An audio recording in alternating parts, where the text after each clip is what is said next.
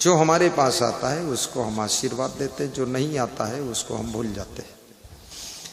तो ज्यादातर जिसकी श्रद्धा होती वो आ जाता है। तो संतापाद भ्रश्यते रूपम, संताप करने से सुंदर रूप नष्ट हो जाता है। और संतापाद भ्रश्यते बलम, चिंता करने से शरीर धीरे धीरे बलहीन हो जाता है। ऊपर से देखने में ठीक लगता है लेकिन अंदर से कमजोर हो जाता है, खोखला। नेपाल में लकड़ी के भवन बनाए जाते हैं। लकड़ी के भवन में एक कीड़ा लगता है जिसको दीमक कहते हैं। यहाँ छत्तीसगढ़ में कुछ और कहते हैं। यहाँ क्या बोलते दीमक को?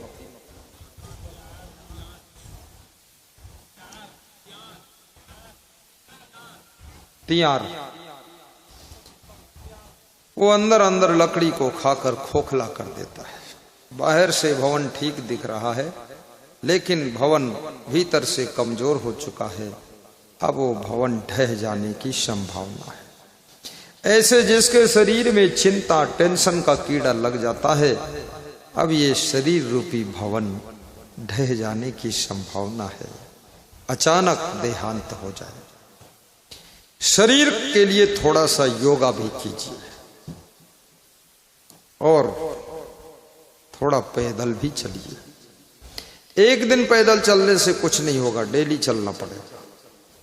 और थोड़ा सा गहरी नींद भी लीजिए।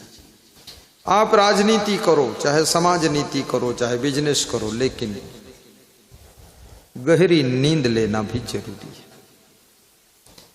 कुछ लोग कहते हैं हम 5 घंटे सोते हैं, बहुत बड़ी गलती है। 5 घंटे मत सो, 7 घंटे सो, 8 घंटे सो। जब तुम पूरा सो लोगे उसके बाद जागोगे तो सही ढंग से काम कर सकोगे। इसलिए बहुत कम सोने से दिमाग डिस्टर्ब हो जाता है। खूब गहरी नींद लेना चाहिए। और आंखों के नीचे अगर हवा भर जाती, फूल जाती आंखें, तो समझ लो आपको अच्छी नींद नहीं आ रही है। और अच्छी नींद के लिए हंसना भी जरूरी है।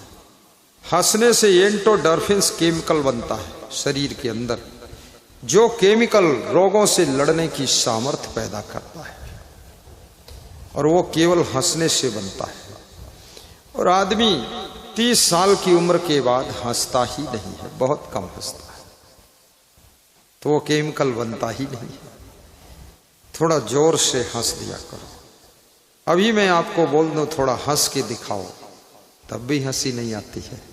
कोई कोई हंस देगा, बाकी लोग थोड़ा सा दांत निकालेंगे फिर बंद कर देंगे।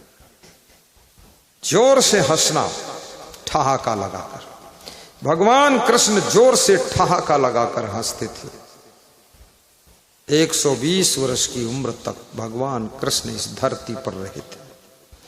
और राम भगवान हमेशा प्रसन्न रहते थे, मुस्कुरा कर जीवन जीते थे। इसलिए भगवान राम बहुत सुंदर थे और बुद्धिमान थे।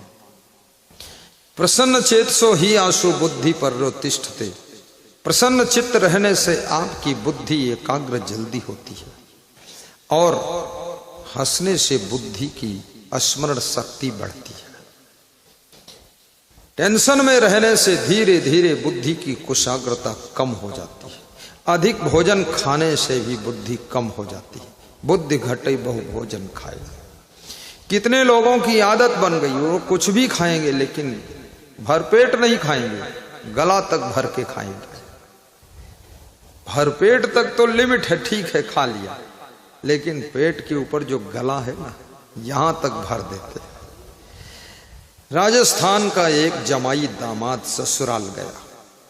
जमाई थोड़ा गलतियों के कारण धीरे धीरे गरीब हो गया था। ससुराल गया तो सासू ने और साली ने सलाह किया, जमाई जी आए हैं, कुछ अच्छा बनाकर खिलाए आज। तो कहा कि मालपुआ बनाया जाए। राजस्थान में मालपुआ का बहुत प्रचलन है। जैसे छत्तीसगढ़ में मालपुआ नहीं बनता, यहाँ कटवा और चिल्ला रोटी और खपुर्री रोटी अंगाकर रोटी, और छत्तीसगढ़ का आइटम को दूसरा है, ज्यादातर वो मूंग बड़ा और टमाटर चटनी, ये मशहूर नाश्ता है। और ये छत्तीसगढ़ में बैठकर खाओ तो यहाँ की मिट्टी में बैठकर खाने से स्वाद आता है, लेकिन यही नाश्ता यूपी में खाओ तो नहीं जमता है। चावल और दाल, अगर चावल सब्जी छत्तीसगढ़ में मिले तो गुलाब जामुन से ज्यादा टेस्टी है। और ये राजस्थान में कोई चावल खाता ही नहीं, वहां बाटी खाते हैं। क्या खाते हैं? बाटी, दाल बाटी, चूरमा। ये जो बहू बैठी है श्रीमती संयोगिता सिंह जूदेव, ये पन्ना जिले का मायका है इनका, मध्य प्रदेश की बहू है, ये छत्तीसगढ़ को मिली है। ताली बजाओ। मैं उनको बहू इसलिए कहता हूं, कल मैंने पूछा था कहां घर कहां क्या, 2 ही मिनट में सब जांच पड़ताल कर लिया, बताया पन्ना जिले से है, मायका वहां है, ससुराल यहां है। भाग्यशाली है। तो हर प्रदेश का भोजन टेस्टी कुछ अलग ही होता है। गुजरात में चले जाइए तो वहां श्रीखंड चलता है, श्रीखंड। और ये भी याद रखना, जीवन में थोड़ी थोड़ी सब चीज खाइए आप। श्रीखंड भी खाइए। इसमें कितने लोग जो श्रीखंड खा चुके हैं, जरा हाथ उठाएं। 2-3 लोगों ने हाथ उठाया श्रीखंड, बाकी बिना श्रीखंड खाए ही सिर्री है सब। श्रीखंड है, ये गुजरात में चलता है, पर इसको छत्तीसगढ़ में बहुत कम लोग, यूपी में बिल्कुल जानते ही नहीं। तो जमाई राजस्थान का था, राजस्थान में गया, सासू और साली ने मालपुआ बनाया।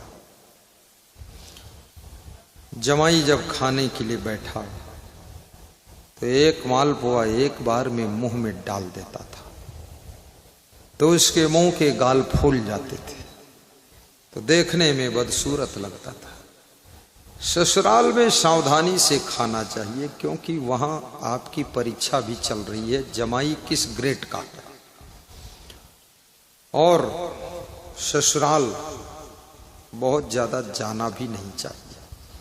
मायके से निमंत्रण आए तो मायके जाइए आप, न्योता नहीं आया तो जबरदस्ती वहां मत जाइए। मान न मान मैं तेरा मेहमान, ऐसा मत होना चाहिए।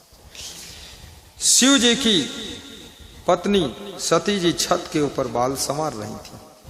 आकाश में गगन मंडल में बहुत से विमान निकल रहे थे, हवाई जहाज, विमान। सती जी ने शिव जी से पूछा आकर, ये इतने विमान आज आकाश में क्यों गुजर रहे हैं? अरे सती जी, तुमको मालूम नहीं देवी, तुम्हारे पिता बहुत बड़ा यज्ञ कर रहे हैं। ये सब वहां देवता लोग जा रहे हैं। उस समय देवता लोग विमान से चलते थे, अब तो विमान बहुत कम हो गए, सब विमान की ताकत बेईमान ले गए, विमान बचे ही नहीं। तो देवता, तो उन्होंने कहा फिर मेरे पिताजी के यहाँ तुम क्यों नहीं चलोगे? इतना बड़ा यज्ञ हो रहा, आपकी ससुराल है, चलो। बोले मेरा न्योता नहीं आया है। बिना बुलाए पर घर जाना मान नहीं, चाहे जा देखो।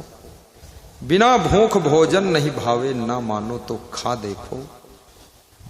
और एक हाथ ताली नहीं बाजे, ना मानो तो बजा देखो।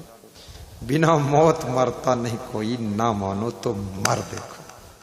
कितने लोग मरने के लिए जहर भी खाते फिर भी नहीं मरते, और कितने लोग जीने के लिए दाल भात खाते फिर भी मर जाते। तो मौत है तो मरोगे, नहीं है तो फिर बच जाओगे। आत्महत्या तो कभी नहीं करना चाहिए। आत्महत्या करना बहुत कायरता का काम है और बहुत बड़ा पाप है, क्योंकि तुम केवल अपने लिए नहीं जी रहे हो, तुम्हारे सहारे हजारों की जिंदगी में मदद मिल रही है। आपको ये मालूम होना चाहिए, हर व्यक्ति न जाने कितने लोगों की जिंदगी में हेल्प करने के लिए पैदा होता है, इसलिए और जियो, मरने की कोशिश मत करो। ऐसे काम भी मत करो जिससे तुमको शर्मिंदा होकर मरना पड़े। कई लोग गलतियां इतनी बड़ी कर देते हैं कि अब ज्यादा शर्मिंदा हो जाते तो आत्महत्या कर लेते हैं, लेकिन आत्महत्या महापाप है। लंबी जिंदगी जीते रहो। बहुत कुछ इस धरती पर करने के लिए तुम्हारा जन्म हुआ है। ये धरती स्वयं कुछ नहीं कर सकती है। इस धरती पर जो कुछ करना है सब मनुष्य को ही करना है। इसलिए तुमको लंबी जिंदगी, स्वस्थ जिंदगी, मस्त जिंदगी जीना चाहिए, ताकि धरती को तुम स्वर्ग बना सको और धरती को धन्य कर सको, फिर भारत माता की जय बोल सको।